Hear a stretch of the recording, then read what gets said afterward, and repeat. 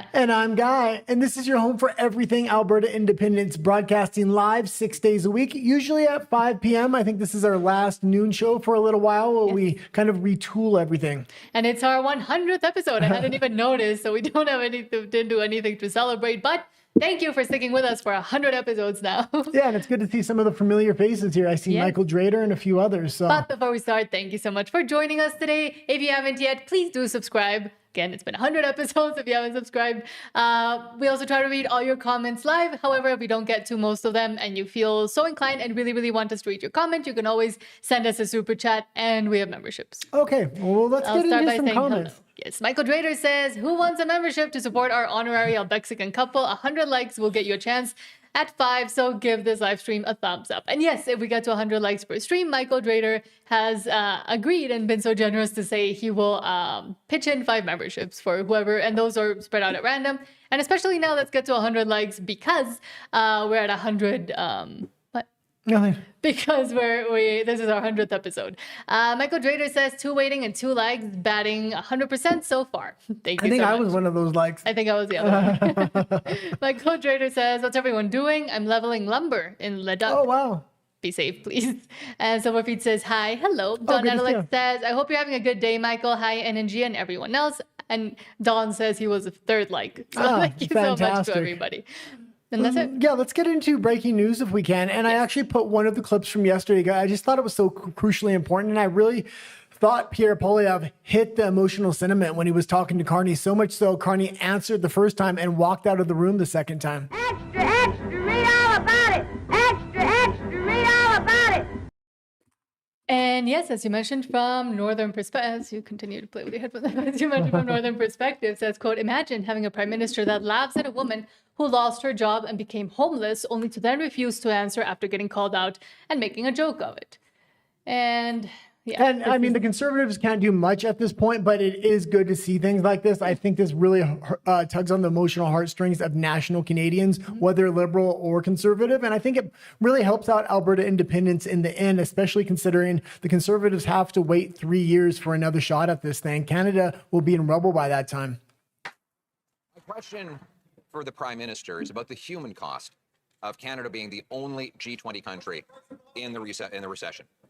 Zara from Toronto lost her administrative job at a real estate business. She can't find a new job and now has to sleep on a friend's couch. What's the Prime Minister going to tell her if he cares enough to stand up and answer? Is he going to tell her that she's just technically homeless and technically jobless? The Right Honourable Prime Minister. Mr. Speaker, I'd like to wish the Chief of the Opposition, Leader of the Opposition, a happy birthday. I hope his day improves. This is not a joke. This is a woman's life. This Prime Minister gave us the only recession in the G20, and he stands up and starts joking about her state of affairs. She's sleeping on someone's couch, Mr. Speaker. Will the Prime Minister stop being so flippant about the suffering that he's caused in the lives of Canadians and tell Zara, is her homelessness and joblessness just a technicality?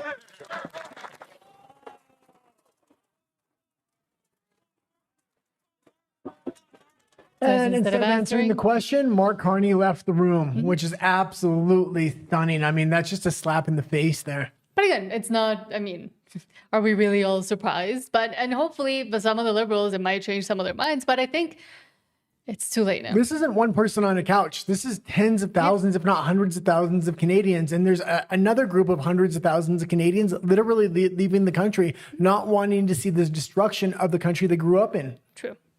But next, from Eyes of Alberta says, quote, Treaty 8 leaders threaten highway blockades to stop an Alberta referendum. Ironically, Jason Kenney's Bill 1 already made blocking critical infrastructure illegal.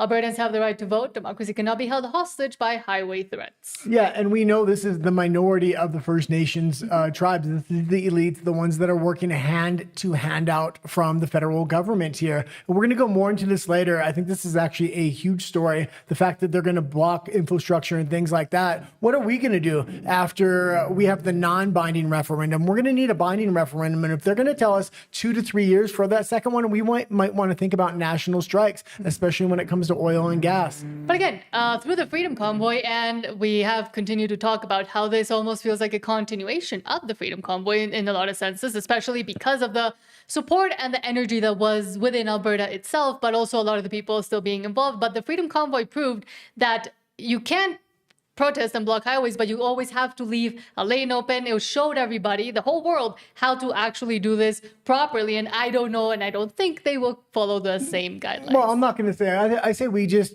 don't say anything about this. Don't complain about it at all, because there might come the point where we need to have national strikes in order to get a binding referendum at some point. So although I don't like the tactics, we may have to look at some alternative tactics if they're going to tell us 3 years. By the time 3 years come around, they're going to have the complete infrastructure to shut us out. And I'll continue to say, maybe we have to stop being so Canadian about how we go about this.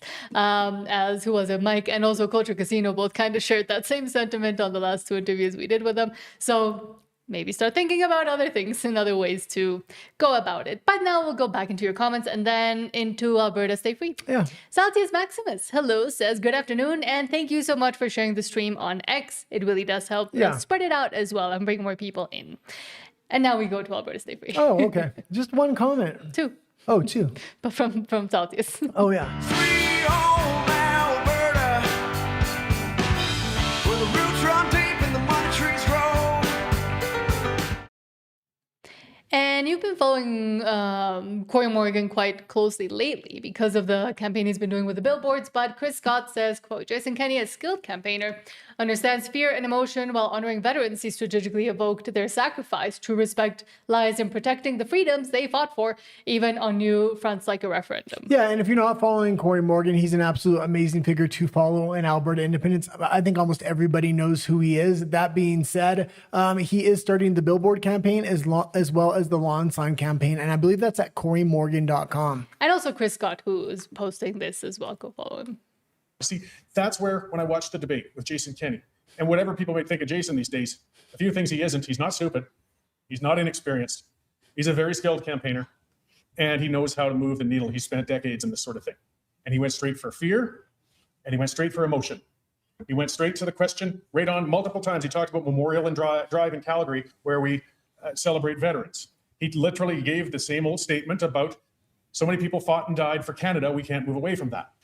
Look, they fought and died and had the maple leaf put on their gravestones, absolutely. But they fought for freedom. It just happened to be Canada they were with at the time. And I value that fight, and I always will. But it is not disrespecting them to move on and protect the freedoms they fought for on a different front. It's through a referendum. See, that's where... Yeah, and this got me thinking, it would be nice if we could find some really old veterans, if they're still alive from World War II, perhaps even, or the Vietnam War, to say what they actually fought for and the direction that Canada is going doesn't respect those actual values. I was just thinking about that today. So if anybody knows anybody...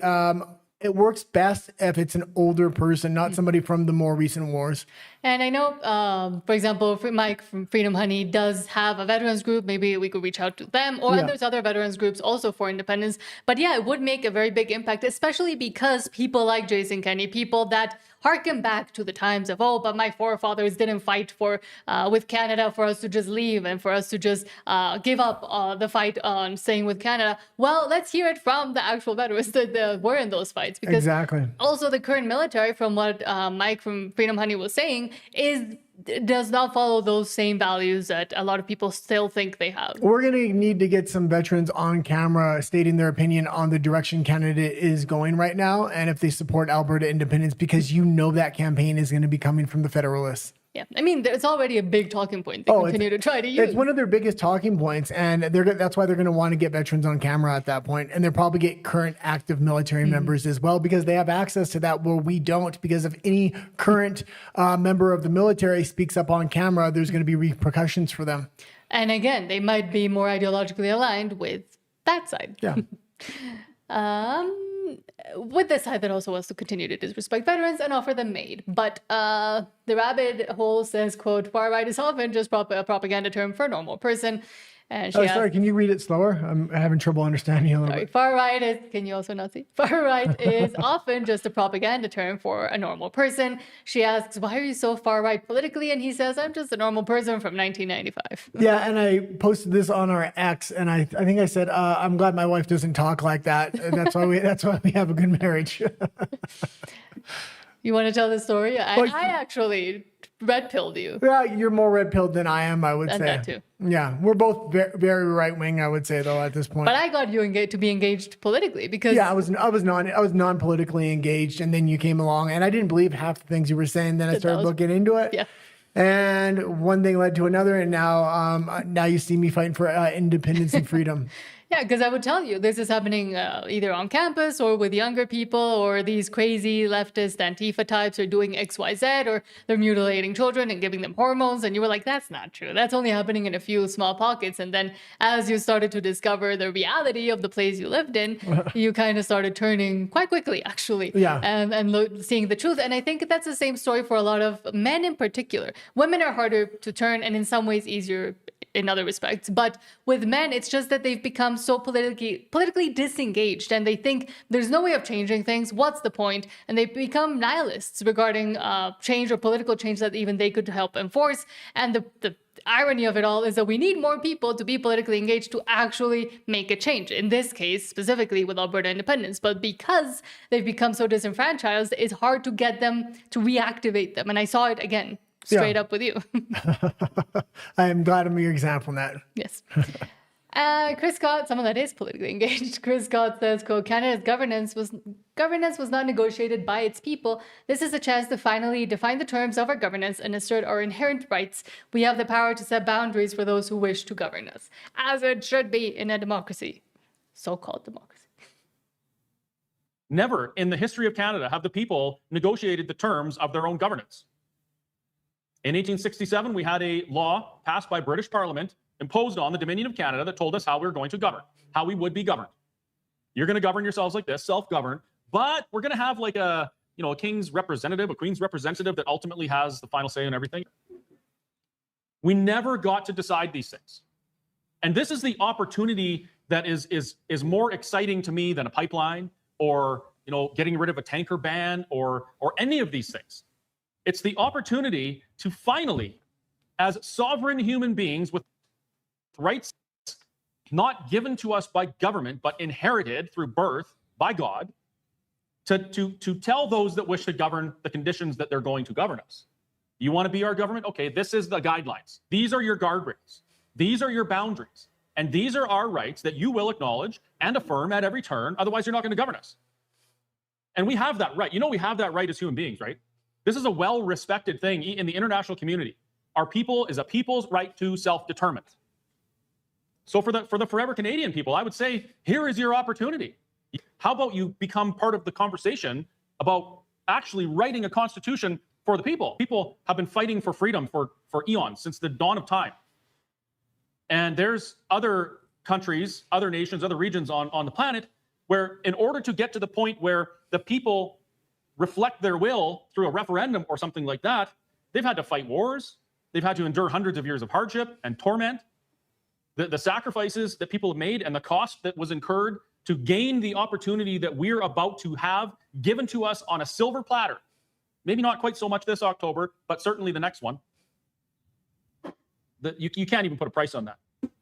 And I completely agree with him. And I think it's the politically engaged people that are really fighting for the will to self-govern here, because people just don't feel like they have any input in the Canadian government. It's a federalist government at this point, and it's becoming more and more federalist. But there is a real, I would say, framework and history of wanting to self-govern in Alberta. We've seen what happened to Jason Kenney. Same thing's very likely to happen to Danielle Smith now. If the politicians aren't respecting the will of the people, we'll get rid of our politicians. The problem is we just don't have a say on the federal level. Otherwise, we would try to recorrect those wrongs as well. And during our interview with Chris Scott, whom we also interviewed, go watch it if you haven't watched it, that was one of the biggest things, I think, and what he's saying right there is the most important to highlight to younger people and to those that are disenfranchised. It's the opportunity to help build from scratch, essentially, a nation, and to be able to have that input and that participation that you've never been allowed to have since you were born, but in the recent history, at least, in many, if not all, almost all countries, you haven't had this opportunity to really have that say and that input and change the paradigm of how the government supposedly works for their people. Well, we see leftists as well saying they want control over their government. A lot of people want smaller government, and maybe that's the pitch we need to make to the rest of Canada, is this is a real opportunity to actually have input over your government here. We want to know who's making the decisions, why are they making the decisions, what input do we actually have? Do we have a chance to actually right the wrong when the politician goes the wrong way and does what the people don't want? We see in the UK, the EU, all these countries moving the opposite direction of what the people are voting for. And those elites, when they know they can't get a vote, they don't even ask. What are we talking about here? Mass migration. They never asked a single country to vote on mass migration. They just did it. And again, I would say, and I do want to start speaking more to the young people as well with these points in particular. So if you come across a younger Albertan that might be mulling it over or not fully sure of what to do in this coming October or why Alberta independence is so important, I would say start with this. You have the opportunity to make a real change and to make history as well, which I think most young people don't even envision that they could do that. Yeah, I don't know if it's going to be that powerful of an argument in this October. And like you said, in the second referendum, yes, it's going to be powerful. And that's what I was banking on for this first referendum, that it was going to be binding and that elections don't matter to the non-politically engaged, which are the young. But when you have one vote that will determine your entire future, your children's future, they will come out to vote. And that's why I was a little bit disappointed when it wasn't a binding referendum. That being said, we might need time to get those numbers on our side anyway. Yes. And lastly, from Scott Robertson says, quote, Heather McPherson saying, I think what Danielle Smith is doing in Alberta is weaponizing and giving fuel to a separatist movement. It's a mistake. It's a premier that is trying to distract from her failures. I think Danielle Smith, this girl, along with the new conservatives within British Columbia, Pierre Poilievre, Mark Carney, I think they're all standing on the same side. And we see that because they're all standing together, hands together, singing Kumbaya. We need Alberta to stay part of Canada, which is ridiculous. As an Albertan member of Parliament, as one of the only progressive Alberta members of Parliament, I believe that every single politician in this country should be able to say clearly and unequivocally that they believe in a Canada that includes Alberta, that includes Quebec, that our country is stronger when Alberta and Quebec are part of our country. I think what Danielle Smith is doing in Alberta is weaponizing and giving fuel to a separatist movement that is giving legitimacy where I don't think that's a good idea. You know, I think this referendum question that Danielle Smith is bringing forward is a problem. It's a mistake. It's a premier that is trying to distract from her failures on the economy, her failures to protect our public health care system, and our failures to ensure that children in the province of Alberta can attend school and get a good education and a good public system. Now, I will also say that the federal government has an obligation. There are legitimate concerns in Alberta. There are legitimate concerns for many regions across this country. But if if the federal government doesn't step up to protect those institutions that are federal, like the Canada Health Act, like the Canada Pension Plan, like rights for workers, that argument is much more difficult to make. Okay, you can leave it there. Why do you want to give the Canadian pension plan to Canada? Why don't we want each province want to control it for itself, especially Alberta, when we put so much into it and a lot of that money just disappears? And again, why don't we have the right to self-determination? Why don't we have the right, the people have the right to determine whether we want mass migration or whether we want a lot of these other policies? Danielle Smith said she wanted to double the population to 10 million. Now she's trying to backtrack by giving a citizen-led referendum. We've seen where these citizen-led referendums wound up in the past. You ask if we wanted our pension back. Yes, you ask us a lot of questions and nothing was done on those questions. So you put those questions on these ballots so you make the people feel like we're heard. It's really controlled opposition. Conservatives putting questions on ballots that aren't going to make a real change. True. I was going to say something about what did she say there about the education and the CPP as well. If people fully knew how these federally governmental mechanisms work, they'd be appalled and shocked that that's happening to their pension plan, to their children's education, to their healthcare system. If they knew that these things are fully broken at this point in Canada, they'd be choosing very differently. But all of that is masked and all of that is hidden as much as they can hide it. And I think shortly, hopefully, we can continue to actually spread out the truth about why these things don't work and why Canada itself might not be able to work anymore. I don't know why you always say might not. It doesn't work anymore. It doesn't work, and I'm a that's why woman. we I want like to soften independence. things. I soften things. I'm a woman. Because if I go too hard, you say, "Oh, you're going too hard at it." My producer over here. But now we'll go into your comments and then into Alberta politics. Don Nadalek says, I think Carney and his wife are both partially women. And that twisted offspring that unholy union produced. I don't know. Wait, hold on. And that twisted offspring that unholy union produced, can anyone tell me what the hell it is? Well, it looks like Ideologically. Carney's a woman. It looks like his wife's a man, and it looks like his child's non-binary. It's like they're all swapping places. They're the entire spectrum of what the left wants to be. Well, that's what happens when you allow your whole family to be ideologically captured by the same things that you're deciding to push. Yeah. And when you think you are gods as well. Thomas Muse says, good afternoon, from the big truck in beautiful Albany Fields, Freedom Peoples, good afternoon. And interesting that, I'm guessing your phone. I was like, how are you getting internet? Like, if we live in the 90s. Ellie Burns says, good afternoon from Champion, Alberta. Good afternoon, and thank you for being here. Maisal Toad says, how dare we fuel the ability for the people to decide their own future? We'll have to tell you what you can have. Yeah. And unfortunately, again, we are also seeing it from the conservative side saying, no, you can't make any decisions until we come in. You have to wait for us. We are your saviors. And they're really panicking about the fact that that's not the paradigm anymore. Yeah, and I'm telling you now, after this non-binding referendum, we need a leader, and it's not going to be Danielle Smith because she made it clear that's going to hold the binding referendum, and the court tries to stop it. She needs to hold, whoever's in power needs to hold that referendum anyway and completely disregard the federal government at that point. And if we win that referendum, have the balls in the backbone to declare unilateral independence. Charlotte says, boy, they're pushing the fake polls and discouragement psyop hard on X. And just wait, give me a week and a half. Give me 2 weeks till I can start doing the actual push that we're planning to do, and we'll see. Yeah, we're starting to plan edited videos and things like that. We have a new video switcher coming in that works a lot different, so there's a bit of a learning curve. You'll see some changes in our live show, but that's going to be responsible for a lot of the educational videos and more edited videos that do come out that I think are going to be good for people to be able to share, so people get a good understanding of each individual subject matter. And shorts as well that go with those videos, so like faster information or fast-ish information with like a 10-minute video. Like the CPP and what happens to my passport and what happens, what about us being landlocked, stuff like that, where it's like common questions people have, but in a shorter form. And I love that people are having these long discussions and these like long lives and very interactive with each other. But I think we also need something that's quick, that someone can just watch even in a short and just be like, oh, okay, now I can kind of fend off all the other propaganda that's coming from the other side. We're going to need something that's going to break through the bubble, basically. Yes. Lives aren't going to break through the bubble. I think it's more of an echo chamber that's kind of forming with lives, which I don't mind because it builds a sense of community and we know kind of a direction, but we need something on social media that's going to break through the bubble to the other side. And sometimes just like pure news videos as well, or this is happening, this is just what's happening. That's very interesting to people that are already on board with Alberta independence, but for people that have all these questions, they're not going to sit through a 1 hour live or a really long talk either, unless they're really invested in having that discussion.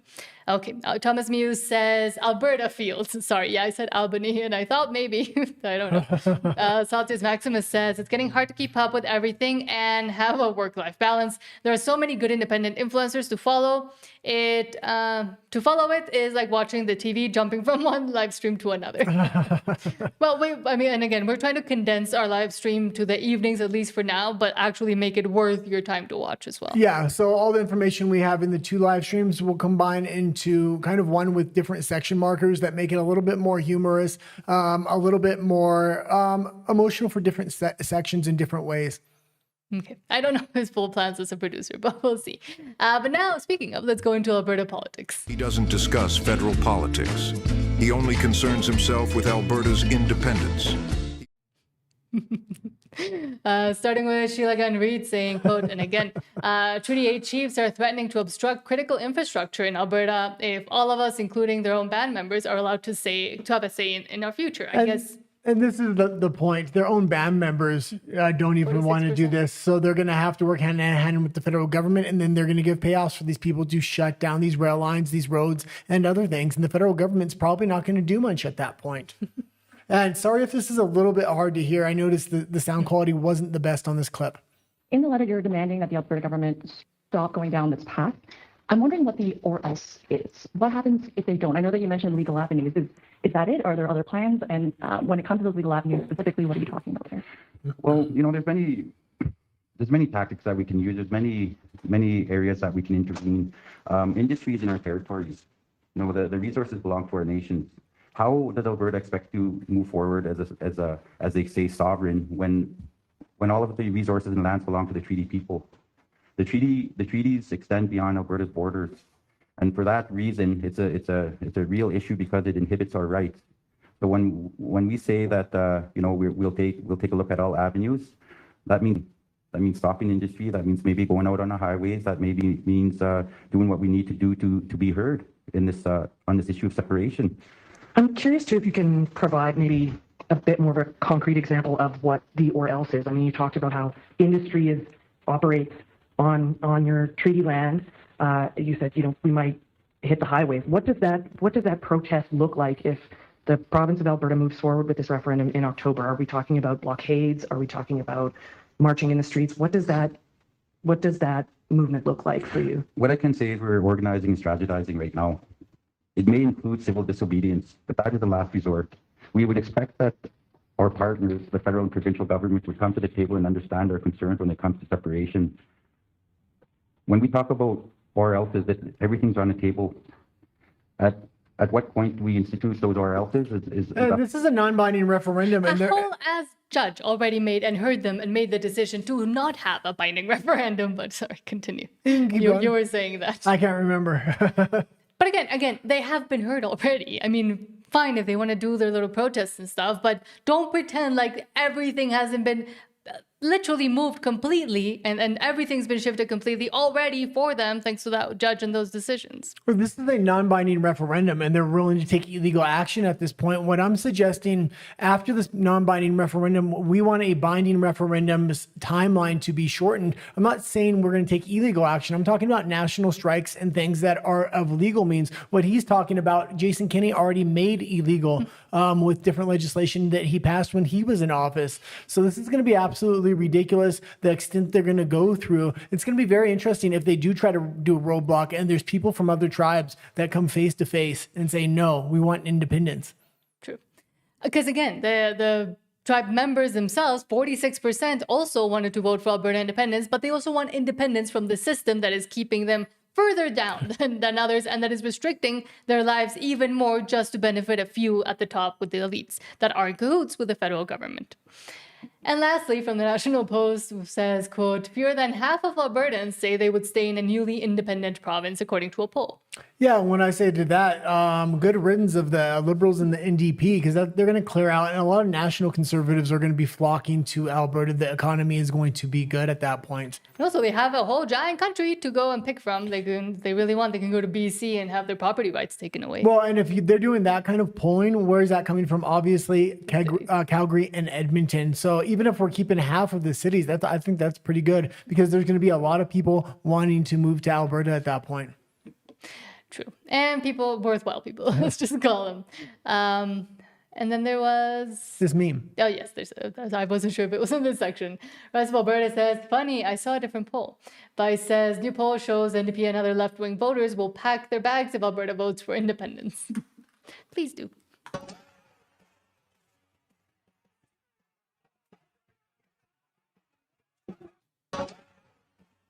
And again, they have a whole other country they can move to. Yeah. Giant Canadian country now. We'll go back to the First Nations saying they're going to do roadblocks. That's a typical strategy. We've seen that happen in Quebec all the time. In the United States, it happens as well. So it's not going to surprise me, not even a little bit, if they try those tactics within Alberta. But now we'll go to your comments and then into Alberta personalities. Yeah. Oh, hold on. Thomas Muse says, Corey Morgan does a great job with his TPA. It's awesome. Yes. And Cindy Melnick says, I don't remember Daniel Smith asking if we wanted anything to do with the carbon capture scam or these data centers along with not so Mr. Wonderful. Yeah, the federal government is just putting everything over us, and they're not even asking about carbon taxes. They're not asking about mass immigration. And this is on a global basis. The biggest questions, the government's not even asking, they're just enacting them. And that goes as well as liberal governments, as conservative governments as well, have enacted a lot of these over in Europe, over in the UK, over in Australia. These same policies, the policies they don't want you to have a choice on, the uniparty policies, they just kind of push in there. Saltius Maximus says, carbon capture is a scam industry that may create jobs in the short term, but create nothing of value in the long term. Yeah, and it may do more harm than actual good. Like, at least with no carbon capture, that's a lot of food for plants. That's how plants grow. That's why we have 20% more growth when it comes to plant life on the surface of the globe right now. Saltius Maximus also says maybe they could combine AI data centers with carbon capture. And Don says, yeah, just bury the data centers. John Robinson, hello, says, hi, Nat and Guy. These fake chiefs can kick rocks. Maybe they could do that as a form of protest. Saltius Maximus says that poll fudges the numbers using crafty wordplay, as they always do. And that's the thing. They bring out these headlines. They mostly just do polls to have these kinds of headlines, but are convinced that most people won't actually go and look into the numbers, look into how many people were polled, where they were polled, what the mechanism was, or even what the questions were. Because if they did, if people actually went in to see the data, you'd realize that it's skewed in a very purposeful way. Well, and we also have to realize they say they're strategizing on these roadblocks that they potentially may do. The day for voting is only going to be one day. That if they block a few roads here, there, and otherwise in rural areas, it's going to be hard for people to get to polling booths. Older people might be scared off and things like this. So we're going to have a counter plan for this. Pete, hello, Pete says, I don't know, troglodyte those chiefs escalates, drink plenty of gas. True. But now let's go into Alberta personalities. But they need to understand that Albertans are done, we're leaving, and there's no more conversation to be had. I know that's upsetting to people. And today the personality is Saskatchewan. So I'm glad to see the Saskatchewan. There is some movement there now, and one of our viewers said that Rebel News had reported on it, so I grabbed that for today's episode. Yep, Rebel News says, quote, Saskatchewan Independence, Saskatchewan Prosperity Project Conference goers weigh in. And I'm also really glad to see that the report was done by Tamara Litch, who is great. Well, hello, everyone. It's Tamara Leach here. On Saturday, May the 23rd, we are in Saskatoon, Saskatchewan to cover the Saskatchewan Prosperity Project's Summit Event Tour. So I will be speaking here today and speaking with some of the speakers here at the event, as well as some of the attendees to find out what brings them all out. Today, we're going to be hearing from Mitch Sylvester, Corey Morgan's here, also Kathy Flett from Alberta. So we're going to be able to hear what they have to say and what kind of wisdom that they can bring from their own experience out in Alberta. So we're going to head on in and talk to some people and see what brings them out today. What are you hoping to hear from these guys? Like, what are you hoping to hear from the speakers We today? want to know where the organization is, where we can we got to get doing some town halls and get stuff happening out here like they have in Alberta. Saskatchewan and Alberta have been suffering a great deal of political persecution and exploitation from Ottawa. And it looks like it was at a nice convention center or something like that. That being said, I mean, the Saskatchewan movement there looks a lot older than even the Alberta independence movement. We're going to need to get this thing rolling and do something with Saskatchewan. I gotta tell you, I am so happy to meet you. Thank you. You're a hero for all of Canada, and anybody that doesn't believe that is just a moron and doesn't know what's going on in this country. I mean, it just ticks me off that this ruling just got put down. But like Corey said, and like Keith Wilson said, it might be a blessing in disguise, because if this referendum will be a launching pad, if this one doesn't pass, the other one would have been for naught. Yeah. So this has to pass. Yeah. This has to pass to be able to go through to the next level or a referendum. The last 10 years, the RBC says we lost $10 billion in investment, primarily in natural resources. That's why we have the economic situation, because that would be jobs, good, high-paying jobs all across the country, specifically in the west, of course, more. That cost can't be recouped, and over time, perhaps we can if we're independent. Canada's had 2 consecutive quarters of shrinking GDP, the only country in the G20 that can say that. We've lost 112,000 jobs in the first 3 months of this year. And that has left our country with a quarter of its people in food insecurity. Will the Prime Minister tell us whether we are in a recession or a technical recession? What this government is doing is putting in place the foundations Can you of an fast forward it? economy. It doesn't. Here? Wherever you want. But when you look at all the things we can gain, this is a great opportunity for everybody in this province. It's not a left or right issue. This is, this affects everybody. Since Mark Carney was elected, our economy has not recovered. In fact, the last quarter of 2025, the economic went negative. GDP actually went negative. His interest is not in Canada as a nation state. He, like Trudeau, or post-nation state. When Trudeau said that Canada without shared culture and values is post-nation state, I thought Okay, to and we myself, can leave it there. And I'm glad to see there's some activity on the Saskatchewan front. That being said, I'd like to see a little bit more energy coming out of Saskatchewan, maybe not doing it in a conference center, but doing it outdoors, having some bands, some other things that make it a little bit more lively. That's happening in Alberta right now. And I think that's kind of where Saskatchewan is right now. That's where Alberta started. And we kind of evolved to the next level that we needed to take it to. And now we see a third evolution going on with Keith Wilson trying to really bring different legitimized pollsters and other things in. And I think with the Saskatchewan thing, maybe they're just starting to test the waters, seeing what the sentiment is, what the issues are, what they can kind of start organizing around. But they also have bringing younger people they in. also have legislation in their way. They can't just put it to a referendum like Alberta can. I think that's why there's not quite as much excitement in Saskatchewan as Alberta. I mean, Alberta had a clear shot to a binding referendum, yet they're still able to try to block that and give us a non-binding referendum. Continuously say we're being too Canadian about this. But now we'll go into your comments and then into Alberta's Canada. Pete says the Maserati Marxist and the Cadillac Chiefs. Exactly. Hold on one second. Troglodyte says people that never even had the wheel want to control the resources they have no use for. Very well put. Satis Maximus says just saw a video about a TPA called Women for Independence or something like that on X. If it's Kathy Flatt and Angela Tabak's I almost spilled my coffee. If it's Kathy Flatt and Angela Tabak's group, then they're great. And yes, I think they just announced that they're also a third-party advertiser now for independence, which is great. And yes, Don Nadalek says that's Kathy and Angela. Yes, Kathy Flatt and Angela Tabak. We do have an interview with Kathy Flatt, which was great. And we're also be very excited to be able to interview Angela Tabak soon. Troglodyte says, LOL Pete, their real escalates were fancy polls dragged across the dirt. Darryl Robinson says, these NGO pollsters are using the voters list, but no one's crying about a leaked list in that case. No, Of course they're not. That's allowed because it's for propaganda purposes. Thomas Muse says, Trump just made a move that will make the banks accountable if they open accounts to illegal aliens. And what about you, Carney? Oh, no, he benefits from that. So Yeah, Trump's doing a lot of good things. We're going to talk about some things when we get to Alberta and the world that's going on with him as well.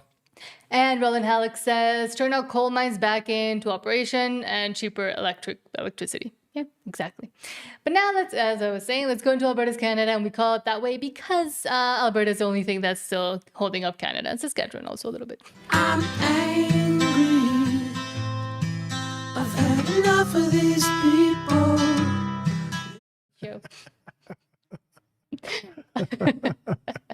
Starting with from CNBC says, quote, Finland's president says the EU should expand to 40 states, including Canada. They're still going at it with this. Yeah, absolutely ridiculous. And Mark Carney is bringing Canada that much closer to the EU. With digital currency coming in, you have to figure behind the scenes, the digital currency in Canada is going to be linked right into the EU's digital currency and the EU's banking system as well. I mean, we were talking about this, 2-3 months ago. We made a whole video about it and showed examples, and they just keep ramping up the propaganda, the articles, what would happen if Canada joined the EU? Oh, there's a rock in the middle of some ocean that Canada kind of shares with another country in the EU, so that makes it part of the EU.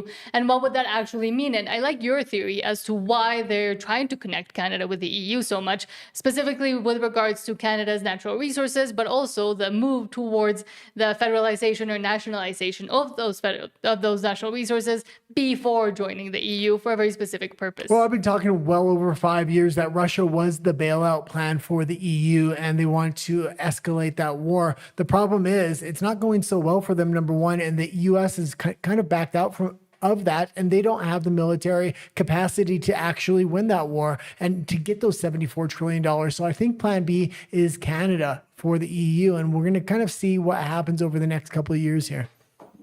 Again, but it all does seem to be connected if you just look beyond the propaganda headlines. Secondly, Integrity TO Toronto says, quote, the TTC wants to decolonize wayfinding. You don't have a serious transit system because you don't have a serious TTC board. They're trying to turn the transit system into a box of animal crackers here. This is a Toronto Transit Commission meeting. Why are we talking about decolonizing wayfinding? Like, what does that even mean? Indigenous placemaking as wayfinding. What we'll do, we'll have each major exit be assigned a unique animal icon used consistently across signs, wall markings, and architectural elements. I think this idea is silly and is not logical. We're going to decolonize how people orient themselves. Once you exit the subway vehicle at Queen Station, so you would see two signs. First of all, going to the left, you would see the turtle, bear, and wolf exit. Can we not combine a alphanumeric with a pictorial signs? Well, first of all, thank you for this presentation. It's great. No transit system in the world adopts animal pictures for wayfinding. And the exterior of the wolf exit on Yonge Street. To combine animals into that, we just would have to figure out how that would work. Indigenous knowledge should be infrastructure, not ornamentation. Does that mean we're going to have hourly land acknowledgements on the PA system? So we're looking for some clarity here. And then nearby the art, you can have a little decal that explains exactly what you're looking at. It's an interesting idea. Some people are good at numbers, some people like words, some people like pictures. Nobody does animal pictures for wayfinding. Why? Because there's already a great global standard. It's called alphanumeric. The exterior of the bison exit. The interior of the beaver exit, next slide, and the exterior of the beaver exit. We have stations that don't even have working escalators or elevators. We have stations that don't have bathrooms. We don't need to decolonize the TTC. So I think there's definitely potential here to see how we can incorporate more Indigenous knowledge. We have much, much bigger problems here at the TTC than to put pictures of turtles, bisons, elephants, beavers, and whatever other genuses or species that may be a part of Cameron Stewart's school project. All of these animals are from this land, are Canadian, are local. So to posit that there's somebody somehow that these knowledges and these ideas are other, I think is just really un-Canadian. So we would be replacing the letter or number with, an animal. You know, if you're going to TIFF, you go to King Station, you need to take the exit bear. Some people will say bear, some people will say one. So I think I don't see any downsides to this. No, this was not a school project. This was a project in the fellowship. Project. Yeah, we're not disparaging. I'm not disparaging. I'm just saying that was disrespectful. So keep it on the presentation. Your fellowship project. Not the individual. I stand corrected. Your fellowship project. I thought this was such a great presentation, and we loved it in our office. I had a couple Microsoft Teams meetings with TTC representatives in the diversity department, and now we're walking towards the Eaton Center. So walking along with you on the wall, you also have the turtle, bear, and the wolf. My suggestion is that we not listen to whatever the diversity department says. Let's focus on delivering a high-quality, reliable, safe transit system. With little explainers about, you can have the local artwork either in these decals, or you can have explainers about what the artwork means. We can think more expansively about how the human learning, the adult brain. Every TTC station rests on Indigenous land, using the 7 grandfather animals together. It's something that we actually are committed to doing in our Truth and Reconciliation Action Plan. Adding silly, confusing animal pictures is not going to help people, and it's just going to make our system look less world class, and it already is. Yeah, and absolutely ridiculous trying to turn the transit system into a box of animal crackers there. Alphanumeric is the world standard, and that's why you want to keep that. So when people come from other nations, they have a general understanding when they're traveling within North America. I mean, most transit systems are color-coded as well, and that is a global standard that is used as well. But I will say, other than the masking it as a reconciliation, retardation, school project thing from the Diversity, Equity, Inclusion Office, this also might go to the fact that less and less Canadians can read English, and less Canadians can actually understand what's going on with the signs out there. I mean, in Vancouver, we already have whole enclaves of places, Richmond and Surrey, that are both in different languages than the two official languages, one being Mandarin, one being Hindi. So, I mean, this is already happening elsewhere, and they might be masking this through saying, reconciliation, but it might be because nobody can actually read anymore. Because they're not told to assimilate to the actual Canadian culture. Well, they also always want to bring reconciliation into everything they do. If it's math, they want to word the math problems in terms of reconciliation language. So this is just another example of that. But it also gives them the cover because it's an excuse as to why they're doing it. They might be doing it for completely different reasons.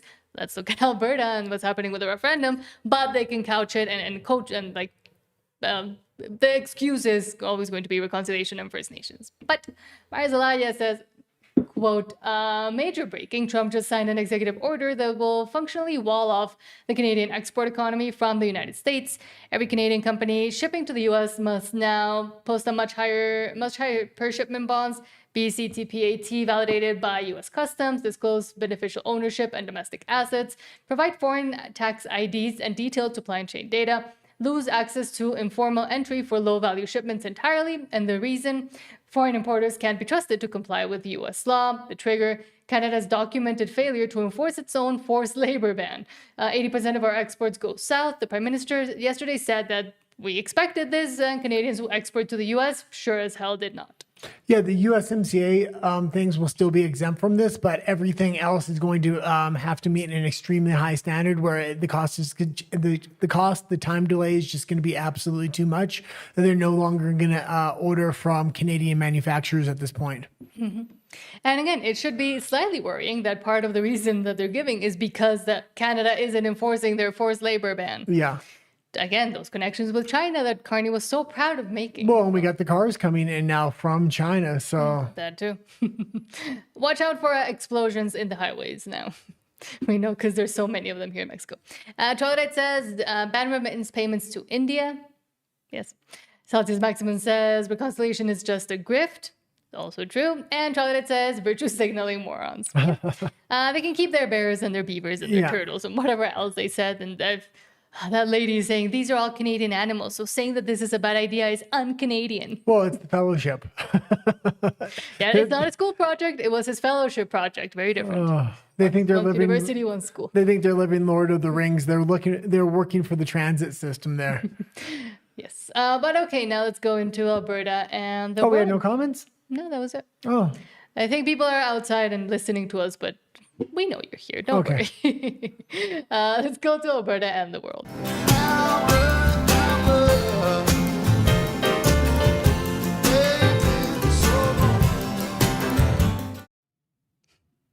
And let's start with from Representative Clay Higgins saying, quote, unbelievable, 19 Republicans just voted with all Democrats to send more money to Ukraine. And I give shit to Carney when he just keeps sending billions over there, but the Republicans are now voting with the Democrats to send more billions. This is absolutely unacceptable. Like, this is a money laundering pit.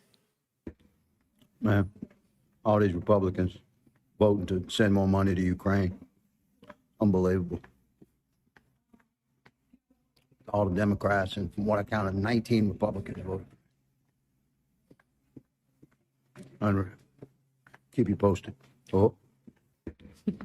Yeah, we thought this would come to an end when Trump got in there. I guess not.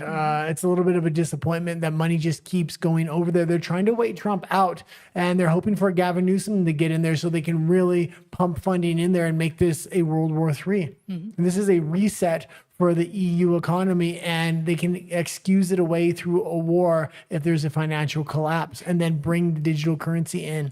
And again, career politicians particularly, it doesn't matter if they're Republicans, Democrats, liberals, or conservatives, they will continue to vote in their own best interest at the end of the day. They don't have the interests of their citizenry first and foremost because they're there as career politicians to further their own power. Yeah. That's the problem with career politicians. But next, something closer to home. Maybe you know more about this than I did. Literally a few hours from us, Lord Bebo says, and this caught because a lot of attention because of how it looks, but Lord Bebo says, massive explosion rocks Mexico's Puebla, 2,000 residents evacuated. That's a different state, close to Mexico City. Says at least 4 LP gas tanks exploded, shooting a massive fireball into the sky. According to preliminary information, no endings were reported. About 3 people were injured and taken to hospital for treatment. The incident is currently being investigated. Probably nothing will come of it, but okay, let's see. Massive. We've seen something similar happen recently in Panama underneath of a bridge, and it was where they were storing oil as well. So, and this is, I mean, from what it looks like it was probably illegal gas pipes transporting illegal gas. That happens a lot in Mexico. But interestingly, now with Venezuela having been more under the control of the U.S. at least, that has shifted, but it has also shifted a lot of the onerous, I would say, responsibility towards Mexico to continue supplying these interesting, and who knows where this oil came from, gas tanks and gas pipes throughout not just Mexico, but towards other places, one of them being China. Even though Claudia's President Sheinbaum, Mexico's President Claudia Sheinbaum, continues to try to evade questions about that. Right before the World Cup as well. It's a week away. And there was an uglier incident as well in a market yesterday here in Mexico, where also one of our biggest markets, fresh fruit, fish, etc. There was another big explosion as well. So it's interesting. There's a lot of these explosions coming in right before the World Cup. We'll keep you informed.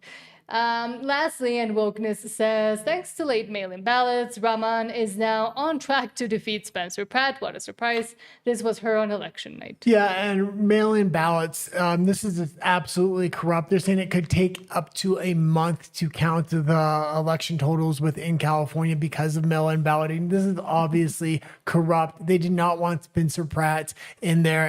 It would have sent a message and brought massive amounts of Republicans out to the polls who are usually disenfranchised in California, but seem to be starting to wake up now. And we are seeing a lot of increasing numbers amongst Republicans actually showing up within this last California start of the elections. But this lady was also being backed by Karen Bass. So her and Karen Bass are basically the same. You're voting for the same thing. Yeah. But this was her on election night when she thought she had lost.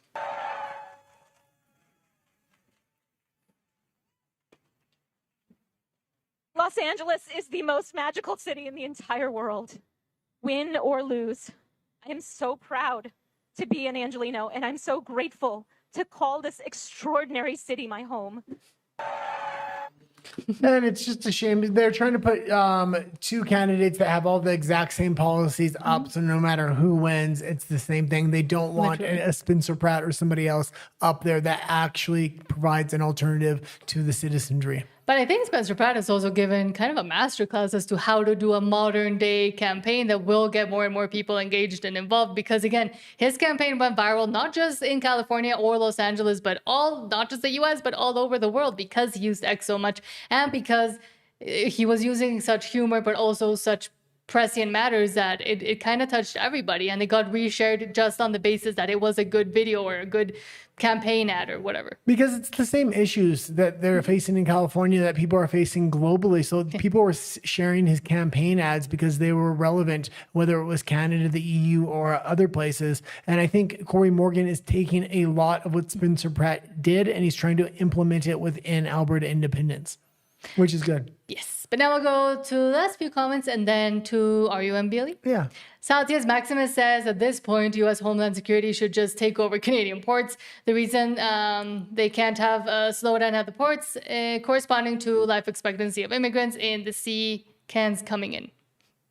Troglodyte says, Calgary police are instituting language translation devices. I said, why can't we just use English? And they closed the comment on X. Oh, God, go figure. It should just be English. And Troglodyte also says Ukraine and YouTube gets angry if I mention this country, but is what a joke. True. And that's it. So now we're heading over to RUMBLE. There's a 30-second wait screen. Before you follow us over there, please don't forget to subscribe if you haven't, and hit the like button because it also really does help us out. Rumble username is down here. We'll see you there in 30 seconds.